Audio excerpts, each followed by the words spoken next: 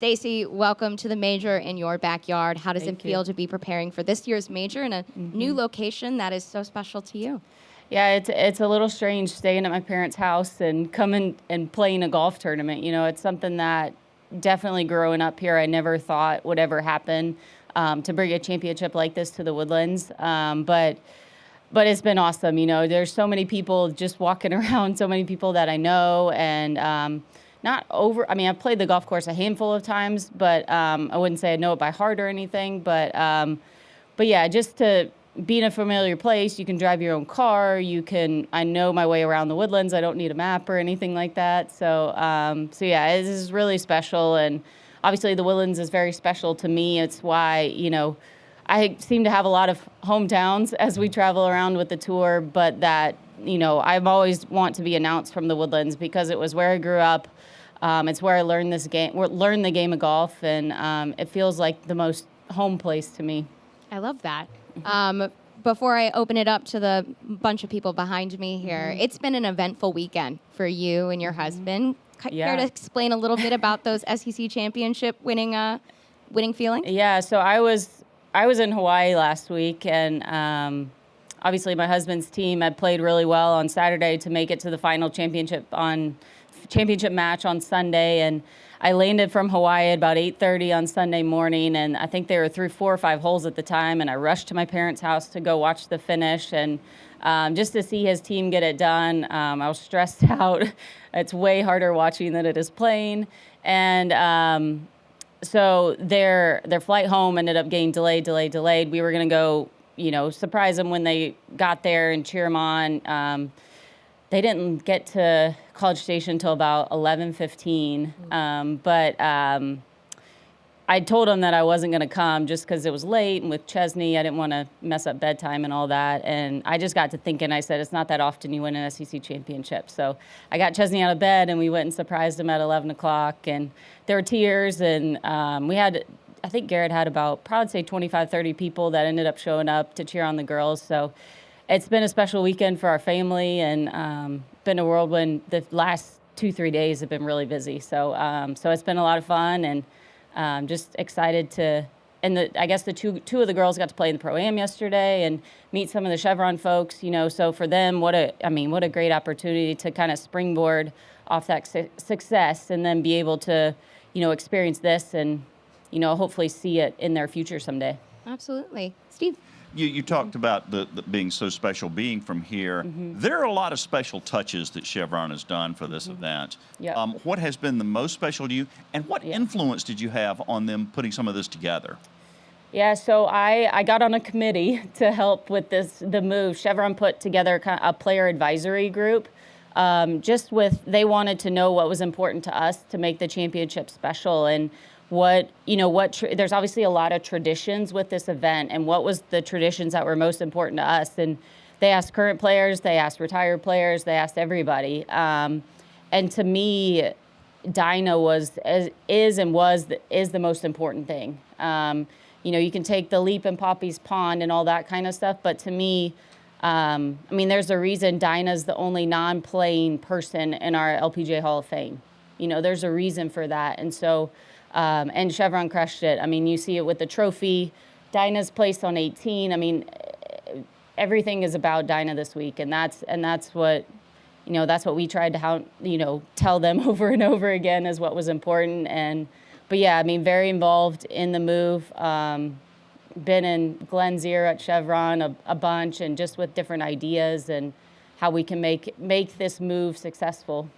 Now, you said you don't have played this a half dozen or so times. Where did you normally play when you grew up here? So my family, we were members at the Woodlands Country Club, and so this is very private and not part of the Woodlands Country Club. So just golf courses right down the road, the Player course, the Palmer course. So yeah, I spent a lot of days. You know, the Woodlands was always so great about, we'd finish school and my parents would just drop me off at the golf course, and that's all I did. And so, you know, in 2003, we had 30 girls on our high school golf team, you know, and there's a reason, because we had the support of the community. So So I'm excited for the girls this week that get this opportunity. Yeah, and one last one for me. You're wearing a lot of hats now with the Solheim Cup and everything else. And you, of course, are watching all the American players. Are you watching any of the Europeans, and what are you seeing? I am, and they're making me a little bit nervous, to be honest. The young Europeans are playing so good. Lynn Grant's obviously not here, but Maya Stark has started off great. Georgia's been on a tear lately. So, yeah, I mean, I'm watching what the Europeans are doing, too, because you got to know who you're playing against. Right. Hello. Hello. Just for GP, how far away is your parents' house from here exactly? It's about 3.5 miles. Oh, how nice. Yes. So I want to talk about this golf course, just in terms of what you think it takes to win out here, how you'd like to see it set up. What it takes to win, I mean, I think it's going to be great ball striking. The greens are firm. They're pretty small the areas that you have to hit it to certain hole locations are pretty small, so you have to be pretty precise there. And then I think you could look to anyone that grew up playing on Bermuda grass and the chipping and the surrounds. I think that's going to be a big factor this week of just knowing how to play those shots around the greens. And you've had some Cinderella storybooks occurrences in your career. Yes. Yeah. How do you feel about your game coming into this week? I actually feel pretty good about it. Been trending the last 3 weeks. Last 3 tournaments, I guess, I've really played pretty well, to be honest.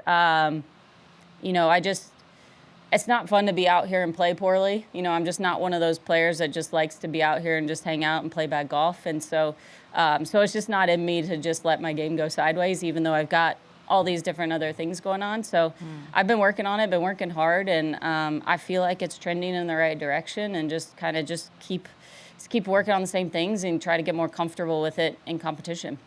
Thanks. Mm-hmm.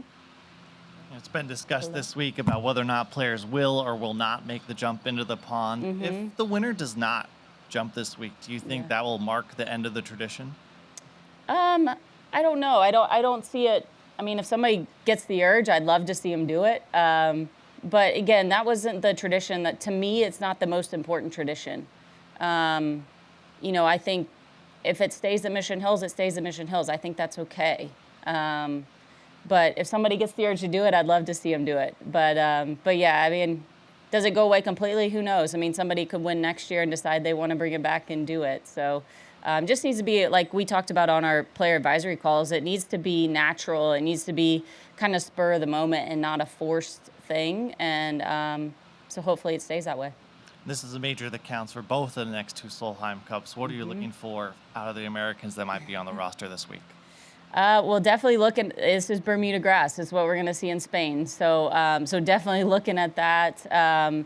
Looking for them to just get some experience of playing on the big stages and playing in front of bigger crowds, and when things matter a little bit more. So, yeah, so I'm watching every single week. I'm watching how the girls are, watching their stats, who's kind of trending in the right direction. And then, we're still doing a lot behind the scenes to make sure we're going the right direction. The girls tried close on earlier this week, so hopefully it just kind of sparks a bug in their ear of, that we're getting closer to Solheim Cup, and, gets them a little bit more motivated. What's the size of the potential pool of players you're looking at right now? We're at about 15 to 20 right now. So, yeah, so still pretty big. Just kind of a follow-up on that Solheim Cup question. It was announced yesterday that Natalie would be a sponsor invite to JM Eagle. So she'll be out at Wilshire. She'll be able to kind of see some more people in person. What does that do for the two of you, and how you kind of have approached the assistant captainship during your Solheim Cup kind of captaincy? Yeah, I mean, that was important to me and my assistants, is that they were still around the game. And that's why Morgan and Angela, even though Morgan's not playing, she's doing TV, she's still out here, she knows the players, just to develop those relationships. And Natalie's the same way. She's still close with quite a few of the players out here. And I wanted 3 different personalities, and I definitely got that in the 3 of them. But so different players have somebody to go to, and so there's definitely a reason to why those 3 were selected. And but yeah, I mean, Natalie's going to be a great asset to the team, and just her energy and is going to bring something different than the other 2 for sure. For sure. And then one more last one, just kind of focusing again on the Chevron Championship and also the traditions we talked about a little bit earlier. but yesterday we talked with a few past champions on the Champions Dinner and how, recreating that kind of legacy. What was that night like for you on Monday? It was a lot of laughs. I think we just sat at the table and laughed all night. Just, telling stories and, got to celebrate Sandra Palmer getting in the World Golf Hall of Fame, just to see Dottie Pepper was there. She hasn't been at the last couple. So, and I already talked to Chevron about how we kind of push it forward and get more of the past champions to come that weren't there. So to really make it special, really make it a great tradition for this event. But it was a lot of fun to see the girls and just to get everybody together. And, I always love it when the women that are retired come back and just show their support. It really means a lot to us. And then one last one. How many tickets did you request for this week? I think I'm in the 40 range about right now. So, but we'll see as the week goes on. But yeah, the tournament's been great. They're whatever you need, and they're willing to help us out. All right. Okay. Yeah, I guess, having the first major pushed back, I guess maybe 6 tournaments in or whatever, everybody's chomping at the bit to get that major going? Yeah, I think so a little bit. I mean, we always had such a short season prior to when we were playing in Mission Hills. It was only maybe some people only played 1 or 2 events. So I like the move back a couple weeks, getting off the Masters, getting off of the Augusta National Women's AM. I think it will help this championship out a lot. But I do, yeah. I mean, everybody's ready to get going. We kind of cram a bunch of majors in a short amount of time. So. But yeah, it's always the first major. It's when you start practicing in January, this is what you're thinking about. This is what you're getting ready for. Being from this area, and this is the ideal time to have a tournament at this golf course, right? It is, yes. Yeah, can you talk about that? Yeah, spring. I've always said spring in Houston is the best. It's when you got the best chance of getting a firm and fast golf course, and the rough would be hit or miss depending on the weather, but yeah, I mean, this is the time of the year when you can get your greens the fastest and make it the most difficult. Thank you. You were talking about how many juniors there were on your high school team. Yeah. What do you expect turnout to be for fans in general, and how important is that for this week to be a success?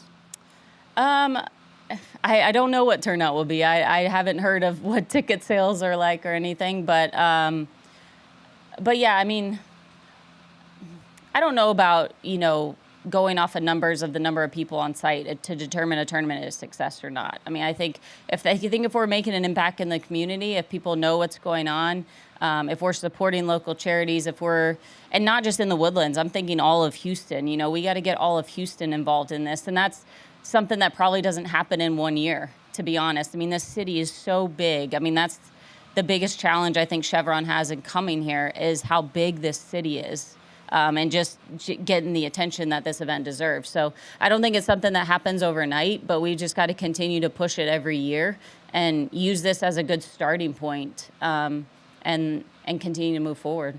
Thank you. All right, that will do it. Thank you, Stacy. All right, thank you. 40 tickets. I thought I would be up there. Yeah.